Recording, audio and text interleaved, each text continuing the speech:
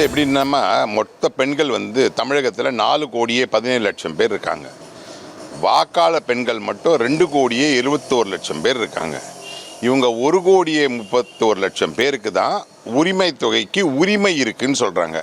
அப்போ மீதி இருக்கிற 1,48,00,000 பெண்களுக்கு உரிமை இல்லை, உங்களுக்கு பணம் இல்லை அப்படின்னு கிளியராக சொல்லிட்டாங்க.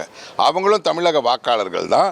அவங்களுக்கு உரிமை இல்லைன்னு சொன்னதுனால அவங்களுடைய உரிமை என்ன, அதனால் அவங்க திமுகவுக்கு தக்க பாடம் புகட்டுவாங்க. இந்த 1,31,00,000 பேருக்கு மட்டும் கொடுத்துட்டு மொத்தமாக 4,17,00,000 பெண்களும் சஃபர் பண்ணுறாங்க. இப்போது இபி பில்லு பல மடங்கு உயர்ந்துச்சு, டேக்ஸு பல மடங்கு உயர்ந்துச்சு, அப்புறமா கேஸ் மானியம் கொடுக்கல, டீசல் மானியம் கொடுக்கல, இப்படி எதுவுமே கொடுக்காம 5 வருஷம் கொடுக்காம 1,31,00,000 பேருக்கு மட்டும் கொடுத்துட்டு அவங்களுக்கு மட்டும் 5,000 ரூபாய் கொடுத்ததே ஒரு எலெக்ஷன் கந்துடைப்பு தான். இந்த மீதி இருக்கிற 1,48,00,000 பேருக்கும் பெண்களுக்கு உரிமை இல்லை உங்களுக்கு அப்படின்னு சொல்லிட்டாங்க திமுக. உங்களுக்கு உரிமை இருக்கா இல்லையான்னு வர தேர்தலில் அவங்க காட்டுவாங்க.